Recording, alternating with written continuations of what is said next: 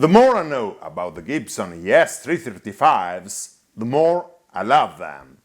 We already dedicated both BTR episode number 10 and number 11 to a stunning vintage Gibson ES335 DOT from 1960. So we're back to one of my favorite subjects to go more in depth and widen our knowledge on these fabulous guitars. In Germany with my friends Marco, and thanks to Guitar Point, we tested and compared 5 great ES335s from different ages. BTR episode number 35, obviously dedicated to the 335.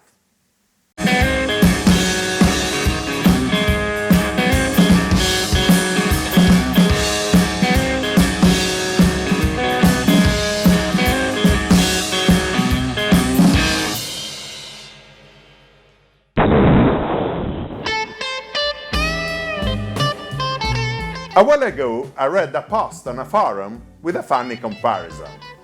In your teens, you drive a sport motorbike, and with age, you switch to a more comfortable cruiser or sedan car.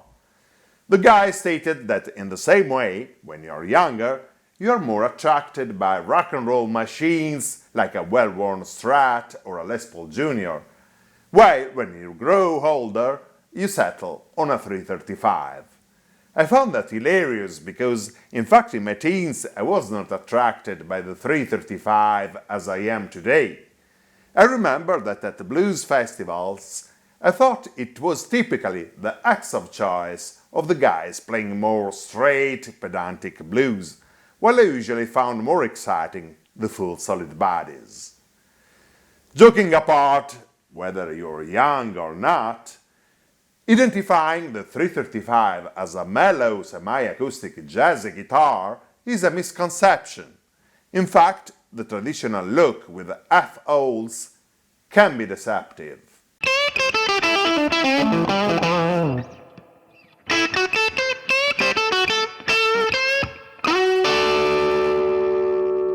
Our story starts with one of the most significant anecdotes in the guitar history: the affair of the lug prototypes.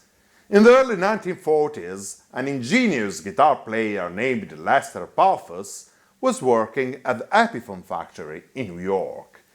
He was such a nerd to spend his Sundays going back into the empty factory to work on his personal projects and experiments.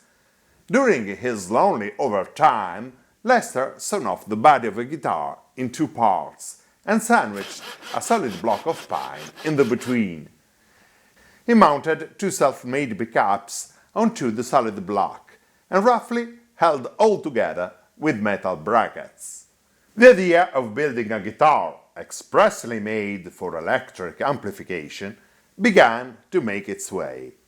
Lester promptly brought the prototype to Gibson, thinking that they would be thrilled to bring into production his innovative concept and design of a semi-solid guitar. Lester's experiments were way ahead of their time. Allegedly, the Gibson executives just laughed at the guitar. They promptly dismissed the prototype with the unfair nickname of Broomstick. By 1952, Fender was gaining territory, marketing the first solid-body guitars. The ingenious Lester Pulfus had become acknowledged as a popular recording star with the name of Les Paul. The times were mature for Gibson to start taking more seriously the Broomstick guy. They called Les Paul back and, as you all know, they introduced on the market a solid-body guitar model bringing his signature on the packet. With the ES335, Gibson chief Ted McCarty decided to move a step farther and retrieved even more closely the concept of Paul's original lug prototypes, although he never officially admitted this was his source of inspiration. Of course, McCarty's new design involved a much more sophisticated construction technique. The ES335 TD was introduced in summer 1958. It had a solid maple center block glued in a hollow laminated maple body. In McCarthy's words, the instrument's hollow wings would vibrate and we'd get a combination of an electric solid body and a hollow body guitar. The new model finally combined the solid body flexibility, sustain and tone to a hint of acoustic resonance. To the delight of more traditional players, it came with the established look of a hollow body. The thin line body shape was not new.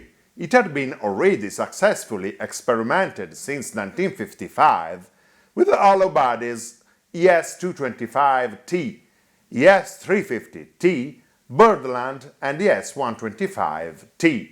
In fact, T stands for thin. 1958 is also the year when the Les Paul Junior and Special underwent a restyling with double cutaway. So the ES-335 came also with symmetric cutaways. Their rounded shape became known as Mickey Mouse ears. The guitar adopted the same pickups complement and controls layout as the Les Pauls. Mahogany neck, rosewood fretboard with dot markers, and white plastic strap buttons. With this fortunate crossover of desirable features, the ES-335 filled a gap in the market and was an immediate commercial success. All this can be quickly summarized. In spite of its look, the concept of the ES-335 is closer to a solid body rather than to a hollow body semi-acoustic. In fact, it should be more properly referred to as semi-solid. And no, it's not necessarily a mellow guitar for aged players.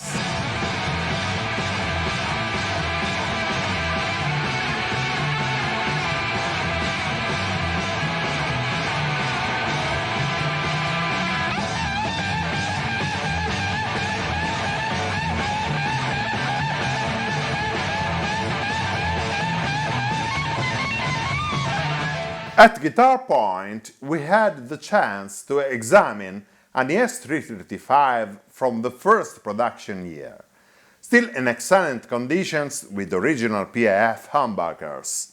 The instrument presents the typical features of the early models from 1958. It has dot markers and an unbound neck with chunky profile.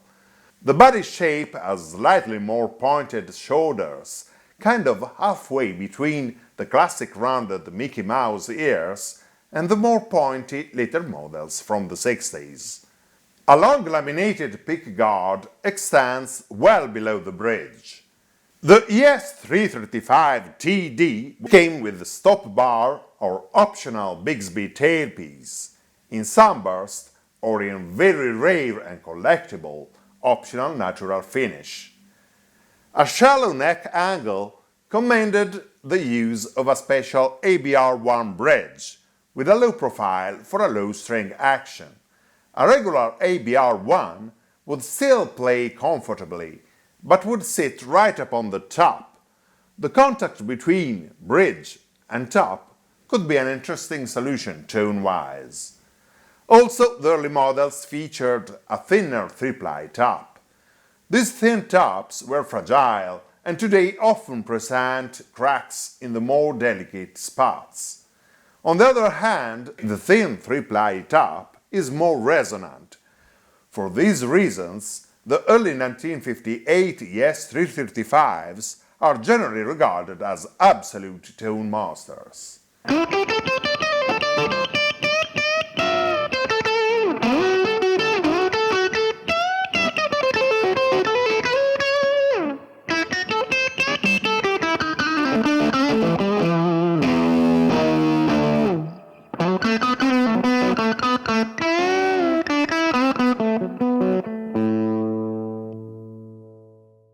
This breathtaking ES-335 from 1960 belongs to my friend Marco from Rome.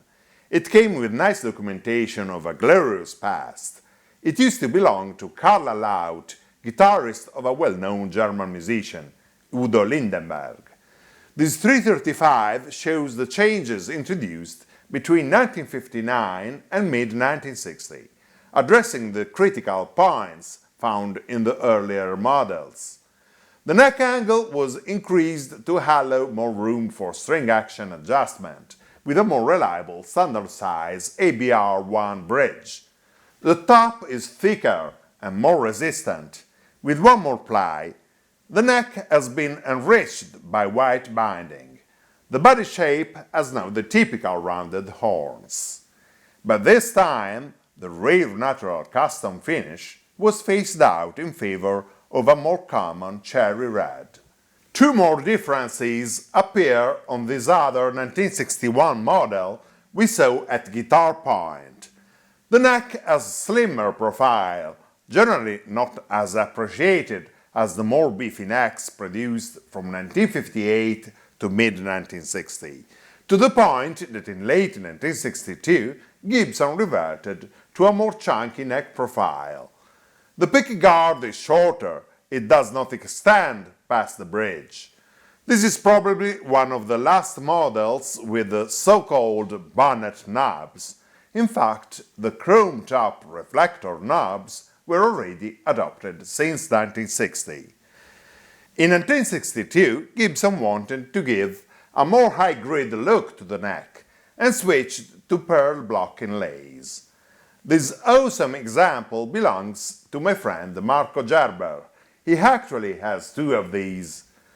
More important changes came in 1963, but we will deal with them in a future episode, so make sure you subscribe to the channel to follow up.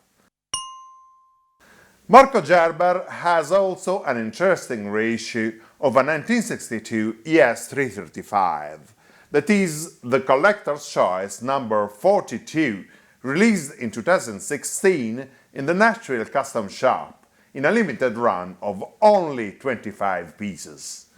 This is the reissue of the 1962 ES335 of the guitar player J.D. Simon from Chicago. This is the last piece produced, the number 25th, and it's also signed by the artist. We have the great chance to test in comparison the Collector's Choice reissue from 2016 with two original vintage guitars, the 1960 ES335 Dot and the Cherry 1962 with black inlays.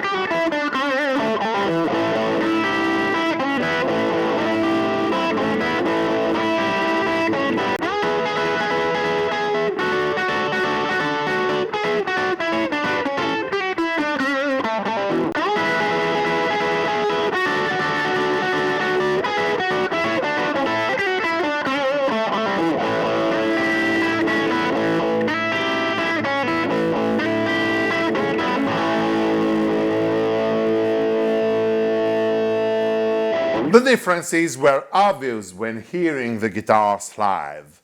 I hope they come through this video clearly. The Collector's Choice reissue has a well-balanced and healthy tone, but to our impression, really cannot compete by far with the originals. The Cherry Red 1962 is an authentic tone monster, with striking attack, lively resonance of overtones, great bass compression, and aggressive snarl.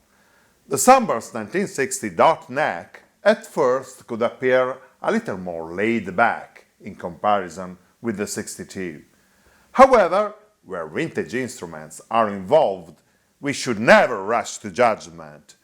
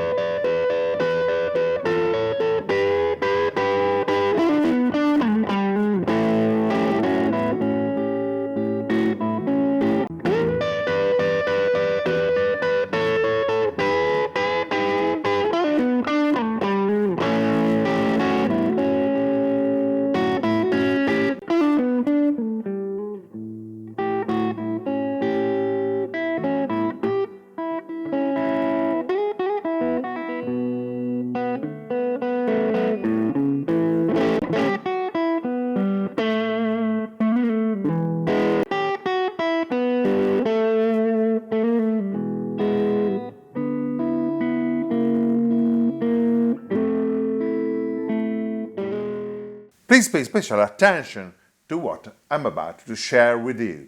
We've talked about Foley's courage. The champion has plenty himself, there's no question about that. That's Foley down from that right hand. For an experienced boxer, tactics and endurance are the keys to winning. Metaphors aside, some guitars impress promptly for the sonic impact of their tone, but others have important qualities that don't show up immediately. In fact, with the neck pickup and a cleaner tone, the dot neck presents superior definition, articulation, dynamics and touch sensitivity that account to its incredible blues feel and versatility. So, in my opinion, between the two vintage originals, there's not a definite winner. They are both great guitars that put in evidence different qualities and aspects of the eclectic world of vintage ES 335s.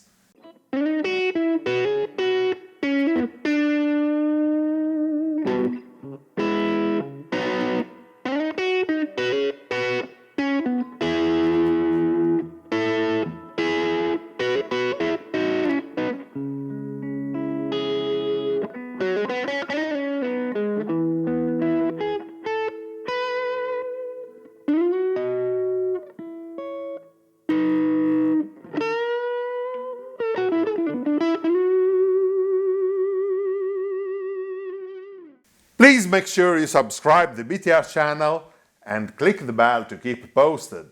Please let me know in the comments below your opinion about the guitars and the comparison test. Any feedback you may have, and each of your comments fuels the BTR channel and helps us to keep going and growing. Please come join in our Facebook group and visit us on Instagram.